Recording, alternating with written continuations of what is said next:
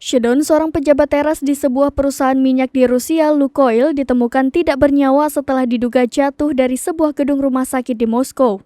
Rafil Maganov, wakil presiden dan ketua dewan direktur raksasa minyak Rusia Lukoil, ditemukan tewas dalam kondisi menggenaskan. Beberapa media Rusia seperti dikutip dari Russia Today melaporkan pada Kamis pagi bahwa eksekutif puncak perusahaan itu jatuh dari jendela rumah sakit klinik pusat Moskow, fasilitas medis terkemuka yang melayani pejabat senior Rusia dan klien elit lainnya. Rumah sakit kemudian mengkonfirmasi berita tersebut, mengatakan bahwa penegak hukum berada di tempat kejadian untuk menyelidiki insiden tersebut. Maganov dilaporkan menjalani perawatan di rumah sakit. Laporan awal mengatakan dia meninggal setelah terjatuh dari lantai 6 gedung. Ada spekulasi bahwa pria berusia 67 tahun itu mungkin telah mengambil nyawanya sendiri setelah menerima kabar buruk tentang kondisinya.